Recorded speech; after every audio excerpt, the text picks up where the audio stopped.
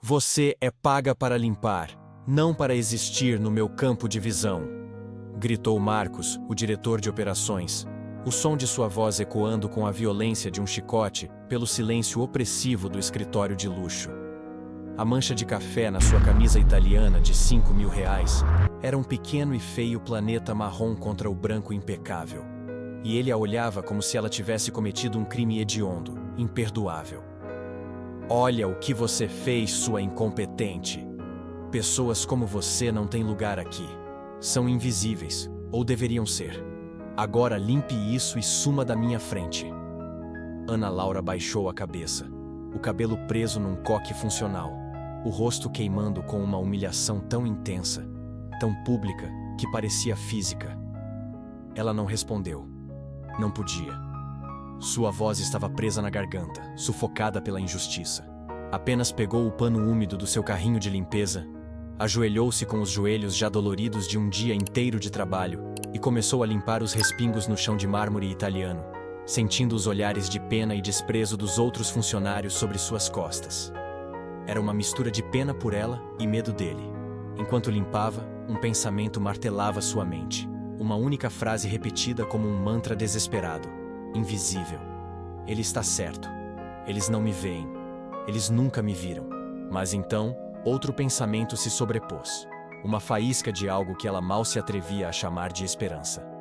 Mas hoje é dia de sorteio.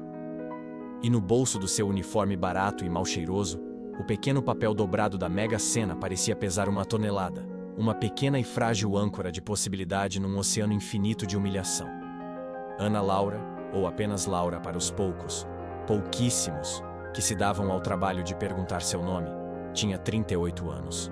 Mas o peso implacável da vida, as noites mal dormidas em uma cama que rangia a cada movimento e a preocupação constante que roía sua alma, a faziam parecer ter 10, talvez 15 anos a mais.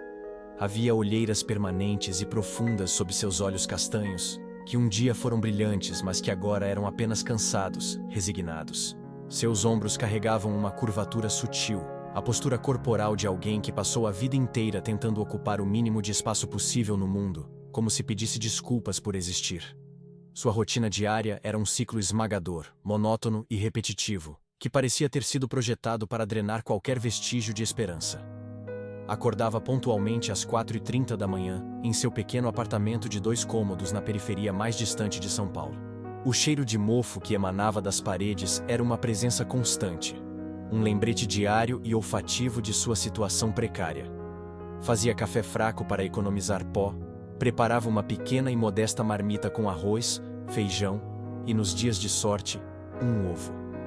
Antes de sair, com o céu ainda escuro como breu, ela dava um beijo suave na testa de seu filho, Davi, de 8 anos, que dormia no único quarto do apartamento, em um colchão no chão. Davi era o sol da sua vida, o centro do seu universo, e também a causa de sua mais profunda e desesperadora angústia.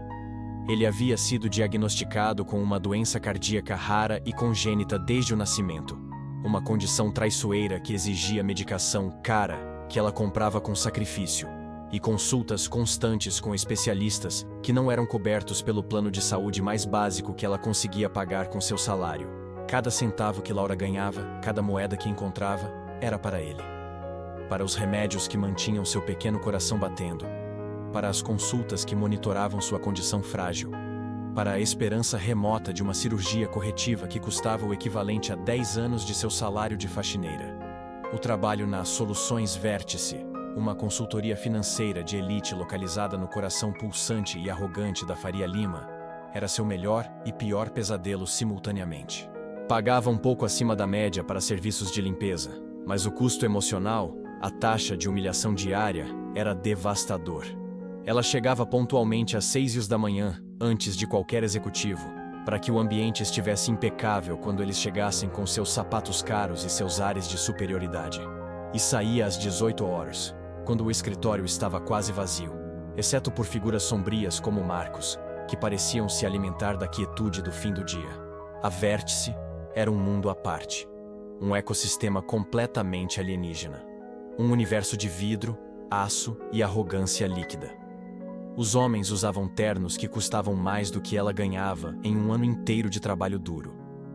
As mulheres usavam sapatos de sola vermelha e carregavam bolsas que poderiam pagar a cirurgia de Davi 2 vezes, talvez 3. Eles falavam sobre investimentos em milhões, sobre férias em ilhas particulares nas Maldivas, sobre problemas como qual Porsche comprar, que para Laura pareciam luxos inimagináveis, ficção científica.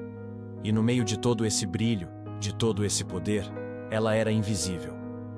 Uma sombra funcional. Uma engrenagem silenciosa e substituível na grande máquina corporativa. Os funcionários passavam por ela sem sequer um bom dia, como se ela fosse parte da parede. Deixavam xícaras de café sujas, com restos de batom caro, em suas mesas, esperando que magicamente desaparecessem e reaparecessem limpas na cozinha. Falavam de negócios confidenciais na sua frente, sobre fusões bilionárias, aquisições hostis e vulnerabilidades de mercado, como se ela fosse apenas mais um objeto inanimado na sala, como uma planta ou uma cadeira, incapaz de ouvir, de processar, de compreender a linguagem do poder. Ana Laura não se importava com a invisibilidade. Na verdade, às vezes a preferia. Ser invisível significava evitar confrontos, significava evitar a humilhação direta. Era um tipo de camuflagem social para a sobrevivência. Mas Marcos Ferraz, o diretor de operações, parecia ter um prazer sádico, quase patológico, em lembrá-la de sua condição, em arrastá-la para a luz apenas para humilhá-la. Ele era o epítome do privilégio. Alto, bonito de uma forma cruel e predatória, sempre impecavelmente vestido, ele tratava os funcionários de baixo escalão, os invisíveis, como se fossem uma subespécie, uma praga necessária para o funcionamento do ecossistema. E com Laura, sua crueldade era particularmente afiada, pessoal, como se ela fosse o alvo principal de seu desprezo de classe. A cena do café, que a deixou de joelhos limpando o chão sob o olhar de dezenas de pessoas, não foi a primeira, nem seria a última. Houve a vez, 3 meses antes, em que ele a acusou publicamente, aos gritos, de roubar uma caneta Montblanc de sua mesa, apenas para encontrá-la mais tarde em sua própria pasta de couro, sem nunca pedir desculpas. Houve a vez em que ele gritou com ela na frente de um cliente importante, porque o cesto de lixo de seu escritório não havia sido esvaziado às 14 horas em ponto. Cada incidente era um pequeno corte, uma nova camada de humilhação que ela absorvia em silêncio, engolindo o choro, a raiva, a impotência. Tudo por Davi. Sempre por Davi. Toda sexta-feira, religiosamente, sem falta, Ana Laura parava na mesma casa lotérica no caminho de casa. Era um ritual sagrado, seu único momento de rebelião silenciosa contra o destino. Com o troco do pão, com as moedas que juntava durante a semana, ela fazia uma única aposta na Mega Sena. Sempre os mesmos números, gravados em sua memória e em seu coração. 08, o dia do nascimento de Davi. 14, o dia em que sua falecida mãe nasceu. 22, o dia de seu próprio aniversário. 31, o dia em que se casou com o marido que a abandonou sem olhar para trás, quando descobriu a gravidade da doença do filho. 42, a idade que sua mãe teria hoje se estivesse viva. E 56, o ano de nascimento de sua mãe. Os números eram um mapa de sua vida, um rosário numérico de suas alegrias e de suas dores. Aquele pequeno e frágil pedaço de papel era mais do que um bilhete de loteria. Era um ato de fé. Uma pequena, minúscula janela de possibilidade num mundo de portas fechadas na sua cara. Era a fantasia que a permitia sobreviver à semana seguinte de humilhações. Enquanto limpava os banheiros de mármore reluzente da Vértice, ela sonhava. Sonhava em pagar a cirurgia de Davi. Em comprar uma casa pequena, mas com um quintal para ele poder correr e brincar. Em nunca mais ter que ouvir a voz de Marcos Ferraz. Naquela sexta-feira, após o incidente do café, o bilhete em seu bolso parecia diferente, mais pesado, mais urgente. A humilhação havia sido tão pública, tão cortante, que a necessidade de um milagre era quase física, uma dor no peito que só um ato divino poderia curar. Ela chegou em casa exausta, a alma pesando como chumbo. Ajoelhou-se ao lado da cama de Davi, que tossia durante o sono, um som que quebrava o coração dela a cada vez. Mediu sua temperatura. Deu-lhe o remédio noturno com uma colher, com o cuidado de uma santa. E enquanto o observava dormir, As lágrimas que segurou o dia todo finalmente vieram, silenciosas e quentes. Ela chorou, o rosto enterrado no travesseiro para não acordá-lo. Chorou pela injustiça, pela solidão, pela sensação esmagadora de impotência. E depois de esgotar as lágrimas, de sentir o corpo vazio e seco, ela se levantou, lavou o rosto com água fria e pegou o bilhete da Mega Sena. O sorteio seria em 1 hora. Ela ligou a pequena televisão antiga da sala, com a imagem chuviscando. O programa da loteria começou com sua música brega e suas luzes piscantes, um espetáculo de esperança barata para milhões de brasileiros como ela. Ana Laura segurava o bilhete com as 2 mãos, tão apertado que o papel quase rasgava, como se fosse uma prece materializada. Os números começaram a sair, um por um, anunciados pela voz animada da apresentadora. 08. O dia do nascimento de Davi. Seu coração deu um salto, uma batida errada. 14. O dia em que sua mãe nasceu. Ela prendeu a respiração, um nó se formando em sua garganta. 22. O dia do seu próprio aniversário. Suas mãos começaram a tremer incontrolavelmente. É só coincidência, pensou ela, tentando desesperadamente controlar a onda de esperança irracional que a invadia. Isso acontece às vezes. 2, 3 números. 31. O dia do seu casamento. Uma data amarga, uma memória de traição, mas que estava ali, no bilhete, e agora na tela. Seu estômago revirou, um misto de náusea e euforia. 42. A idade que sua mãe teria hoje se estivesse viva. As lágrimas voltaram aos seus olhos, mas desta vez eram diferentes. Eram lágrimas de choque, de possibilidade aterrorizante, de um medo que era quase igual à esperança. Faltava um número. Apenas um. O apresentador fez sua pausa dramática. O globo de acrílico girou, as bolinhas brancas dançando uma dança caótica do destino. O mundo de Ana Laura parou completamente. E então, a última bola caiu. 56. O ano em que sua mãe nasceu. Silêncio. Um silêncio absoluto e ensurdecedor preencheu o pequeno apartamento. Laura olhou para a tela da TV. Olhou para o bilhete em suas mãos trêmulas. Checou de novo. E de novo. E de novo, os olhos se movendo freneticamente entre a tela e o papel, com medo de que fosse uma ilusão, um truque de sua mente cansada. Os números na tela eram os mesmos números no papel, sem erro, sem dúvida. 08, 14, 22, 31, 42, 56. Ela havia ganhado. Não um prêmio pequeno, não a quina, o prêmio principal, acumulado em 180 milhões de reais. Ana Laura não gritou, não pulou, não ligou para ninguém. Ela simplesmente caiu de joelhos no chão da sala, o bilhete pressionado contra o peito como se fosse o coração de seu filho. E um som estranho, gutural, escapou de sua garganta. Um misto de soluço profundo, riso histérico e um grito de libertação que estava preso há anos, talvez décadas. Por vários minutos, ela ficou ali, no chão frio e empoeirado de seu apartamento mofado, o mundo girando fora de controle. Depois, lentamente, um novo sentimento começou a tomar forma, claro e nítido, substituindo o choque inicial. Não era apenas alegria. Era poder.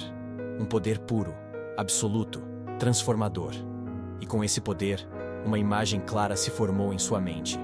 O rosto de Marcos Ferraz, contorcido em desprezo, dizendo as palavras cruéis: "Pessoas como você são invisíveis." Um sorriso lento, frio e determinado se espalhou pelo rosto de Ana Laura. "Vamos ver quem é invisível agora", pensou ela. Na manhã seguinte, Ana Laura acordou às 4h30, por puro hábito. Por um segundo, pensou que tudo havia sido um sonho vívido, uma fantasia de sua mente exausta. Então viu o bilhete da Mega Sena na mesa de cabeceira, ao lado do copo d'água. Era real. 180 milhões de reais. Sua primeira reação, seu primeiro impulso, foi puramente prático. Imediatamente pedir demissão por telefone, pegar Davi, fazer as malas e desaparecer. Mudar-se para uma cidade de praia tranquila, talvez no Nordeste, comprar uma casa de frente para o mar, dar ao filho o melhor tratamento médico do mundo e nunca mais pensar nas soluções vértice, em Marcos, na humilhação. Mas enquanto preparava o café, agora o café forte e bom que ela sempre quis tomar, A cena da humilhação voltou à sua mente com uma clareza dolorosa e vívida. O café quente manchando a camisa cara de Marcos. O grito dele ecoando pelo escritório. Os olhares de pena dos colegas. A sensação de ser menos que humana, de ser um objeto quebrado. E ela percebeu que apenas ir embora não era suficiente. Aquilo seria uma fuga, não uma vitória. Não era sobre vingança no sentido vulgar da palavra, de causar dor pela dor. Era sobre justiça. Era sobre reescrever a narrativa da sua vida. Era sobre provar para si mesma mais do que para qualquer outra pessoa que ela não era invisível, que ela importava. O plano começou a se formar ali mesmo, na sua pequena cozinha, enquanto a água fervia. Um plano audacioso, quase insano, digno de um filme de suspense. Na segunda-feira, ela foi trabalhar como se nada tivesse acontecido. O bilhete premiado estava guardado em um cofre de banco, mas a consciência de seu poder estava com ela a cada passo. Ela ajoelhou-se, limpou, ouviu os insultos velados e o desprezo silencioso. Mas agora, tudo era diferente. Ela não era mais uma vítima. Era uma estrategista em campo, coletando informações. Lembrou-se das conversas sussurradas que ouvia quando era invisível. Sobre o projeto Orion, um investimento de altíssimo risco em tecnologia emergente, que poderia salvar a empresa de uma crise silenciosa que os acionistas não conheciam. Sobre as dívidas que Marcos havia acumulado em nome da empresa para financiar seu estilo de vida luxuoso e seus bônus exorbitantes. Sobre a vulnerabilidade das ações da Vértice no mercado, que estavam caindo lentamente há meses. Por 2 semanas inteiras, ela continuou sua rotina, mas com um propósito diferente. Cada conversa ouvida era uma peça do quebra-cabeça. Cada documento confidencial jogado no lixo, que ela recolhia à noite, era uma pista valiosa. Ela era um fantasma corporativo com acesso a todos os segredos. Enquanto isso, em seu tempo livre, ela agia em segredo absoluto. Contratou, através de uma indicação de um gerente de banco, o melhor e mais discreto escritório de advocacia de São Paulo, especializado em fusões e aquisições. Contratou os consultores financeiros mais caros do mercado. Tudo feito através de intermediários, com seu nome mantido em sigilo absoluto, sob um contrato de confidencialidade rigorosíssimo. O advogado, Dr. Monteiro, um homem de cabelos grisalhos e olhos astutos que já tinham visto de tudo no mundo corporativo, ficou fascinado pela história dela e pela frieza de sua estratégia. Senhora, Ana Laura, ele disse, em sua primeira reunião, em uma sala privada de um hotel de luxo. A senhora tem certeza absoluta disso? Com esse dinheiro, poderia simplesmente viver uma vida de luxo pelo resto de seus dias, em qualquer lugar do mundo. Doutor, respondeu Laura, sua voz calma e firme. Uma voz que ele nunca associaria a uma faxineira. Existem coisas que o dinheiro não pode comprar. Dignidade é uma delas. Mas às vezes, o dinheiro pode ser a ferramenta que usamos para recuperá-la. E para garantir que outros não percam a sua. O plano era simples em sua concepção e brutal em sua execução. Usar uma parte significativa de seus 180 milhões para comprar uma quantidade massiva de ações das soluções Vértice no mercado aberto, através de várias empresas de fachada e fundos de investimento, até se tornar a acionista majoritária. Uma aquisição hostil. Era uma jogada de alto risco. Mas os consultores de Laura, analisando as informações confidenciais que ela havia coletado, confirmaram. A empresa estava mais frágil do que parecia. A dívida era alta, a moral era baixa, e os principais acionistas estavam insatisfeitos com a gestão de Marcos. Uma aquisição hostil era perfeitamente possível. O processo levou 4 semanas de operações financeiras intensas e silenciosas. 4 semanas em que Ana Laura continuou limpando os chãos da Vértice, enquanto seus advogados, em silêncio, compravam o próprio chão debaixo dos pés arrogantes de Marcos Ferraz. O pânico começou a se instalar na diretoria da Vértice como um vírus. Rumores de um investidor misterioso, um tubarão, comprando ações em massa. Marcos estava furioso, fora de controle, gritando em telefonemas, acusando concorrentes de sabotagem. Em nenhum momento, nem em seus sonhos mais delirantes e paranoicos, ele imaginaria que o terremoto financeiro que abalava sua empresa estava sendo orquestrado pela mulher que ele humilhantemente chamava de a faxineira. Até que, numa terça-feira, a jogada final foi feita. A última compra de ações foi executada.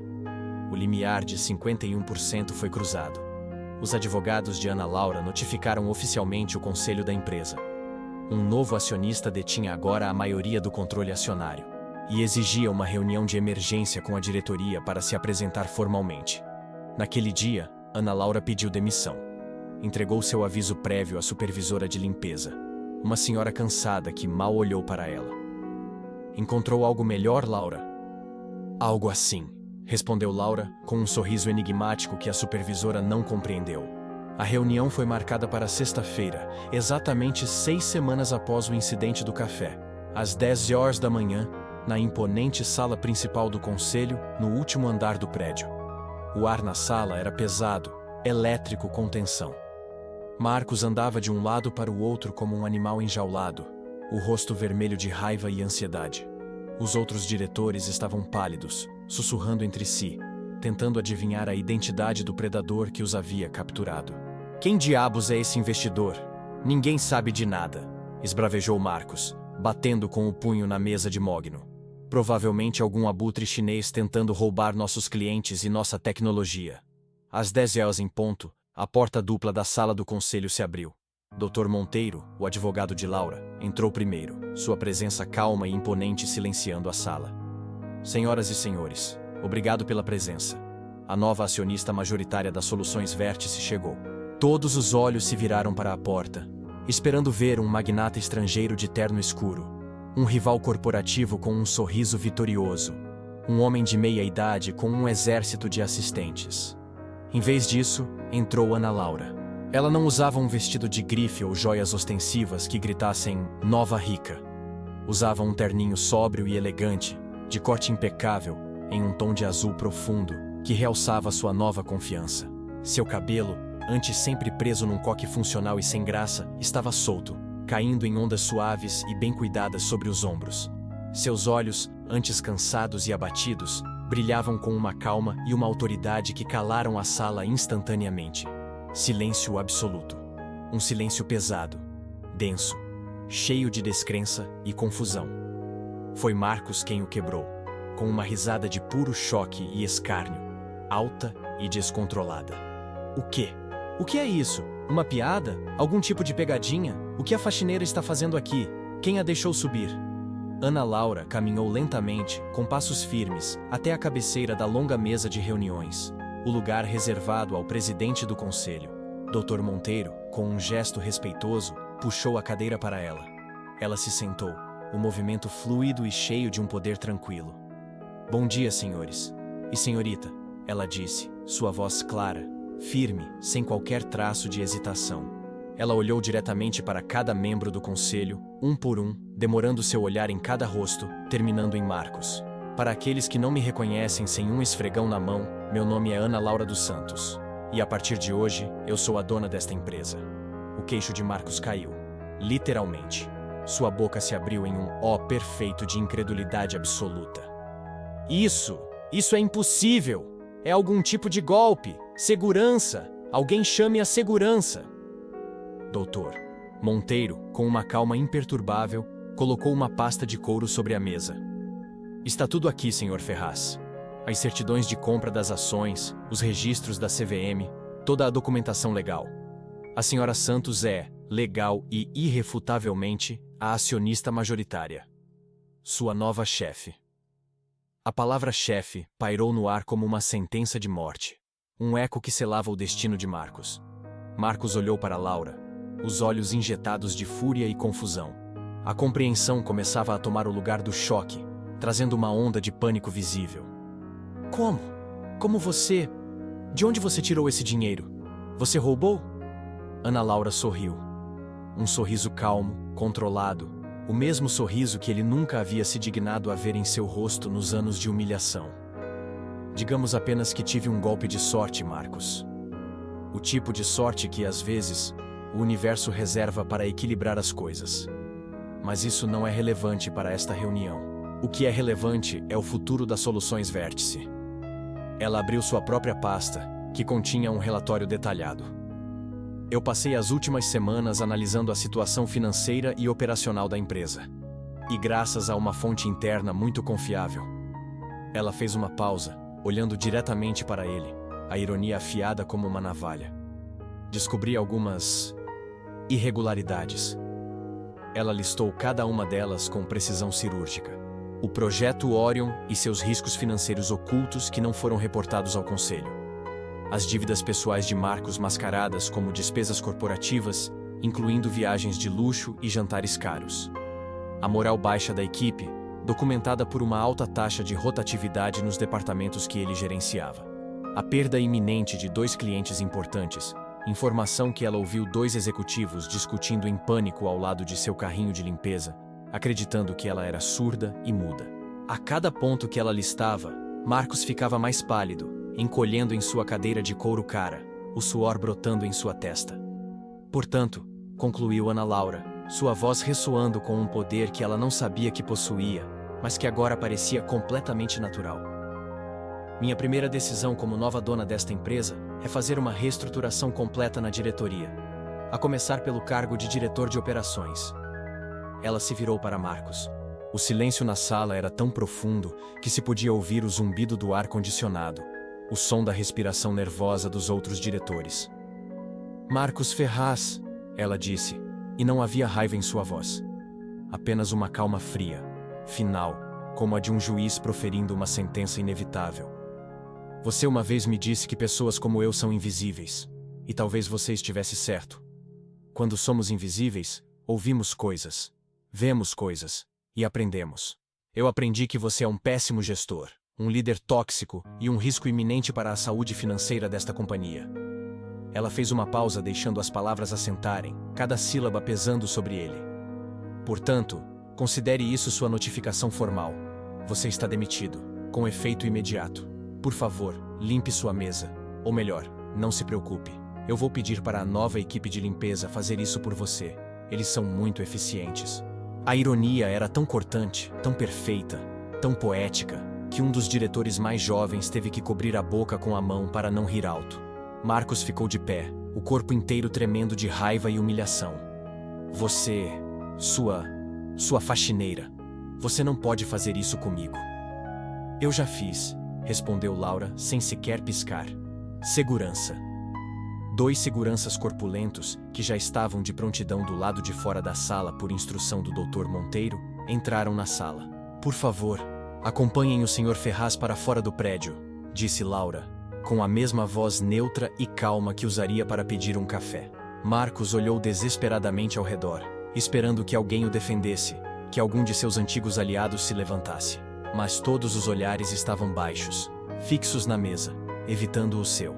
Ele estava completamente sozinho, exposto, derrotado, humilhado, exatamente como ele havia feito Ana Laura se sentir tantas e tantas vezes. Enquanto era escoltado para fora, seus olhos encontraram os dela uma última vez, e o que ele viu não foi ódio ou triunfo, foi indiferença. A indiferença de quem olha para algo que não tem mais importância. E isso, ele percebeu tardiamente, era muito, muito pior. A demissão de Marcus foi apenas o primeiro e mais simbólico passo. Na hora seguinte, Ana Laura se dirigiu a todos os funcionários da empresa, através de um comunicado em vídeo que foi transmitido em todas as telas do escritório. Ela não mencionou a humilhação pessoal, não falou de vingança. Falou de uma nova era, de uma nova cultura, de respeito, dignidade e valorização de cada membro da equipe. Do CEO à pessoa que mantém nossos escritórios limpos, seguros e funcionais. Sua primeira medida oficial, anunciada naquele mesmo vídeo, foi um aumento de 50% no salário de toda a equipe de limpeza e de segurança, e a implementação de um novo pacote de benefícios que incluía o melhor plano de saúde do mercado, extensivo a seus familiares. A notícia se espalhou pelo prédio como fogo, gerando uma onda de choque e de esperança. Depois, ela promoveu Carla, a analista júnior de marketing, que, ao contrário dos outros, sempre a tratava com um bom dia e um sorriso genuíno, a uma posição de gerência. Eu observei você por muito tempo, Carla, disse Laura em sua reunião. Você tem talento e, mais importante, tem caráter. Esta empresa precisa de pessoas como você na liderança. Ela se encontrou com cada diretor, um por um. Alguns, os aliados de Marcus, foram demitidos sumariamente. Outros, que demonstraram competência, ética e uma disposição para se adaptar à nova cultura foram mantidos. Ela provou, em questão de dias, que não estava ali para uma vingança pessoal e destrutiva, mas para construir uma empresa melhor, mais justa e, ironicamente, mais lucrativa. À noite, ela voltava para sua nova casa, um apartamento espaçoso e ensolarado com vista para o Parque Ibirapuera, que havia comprado para ela e Davi. Um lugar com luz, com ar puro, com espaço. A cirurgia de Davi foi marcada com a melhor e mais renomada equipe de cardiologia pediátrica do país. Pela primeira vez em 8 anos, Ana Laura podia respirar sem o peso constante e esmagador do medo da perda. Uma tarde, sentada na varanda de sua nova casa, observando Davi correr na grama do parque, finalmente saudável e feliz, Dr. Monteiro, seu advogado e agora amigo, a visitou. "Eu tenho que admitir, Ana Laura", ele disse, aceitando um copo de suco de laranja fresco. "Em 30 anos de carreira no mundo corporativo, nunca vi nada parecido. A maneira como você orquestrou tudo, sua calma, sua estratégia, foi magistral." Laura sorriu, um sorriso genuíno e leve. "Eu não fiz por vingança, doutor. Fiz para que meu filho, quando crescer e ouvir essa história, entenda que ninguém, absolutamente ninguém, tem o direito de te fazer sentir invisível. Que dignidade não é algo que se pede, é algo que se toma de volta. Sua jornada não havia sido sobre dinheiro. O dinheiro foi apenas a ferramenta, o meio. A jornada havia sido sobre reclamar sua própria voz, sobre transformar humilhação em poder, sobre mostrar ao mundo que a faxineira, a mulher invisível, a sombra nos corredores, tinha um nome. E o nome dela era Ana Laura dos Santos. E sua história, a verdadeira história, estava apenas começando. Fim.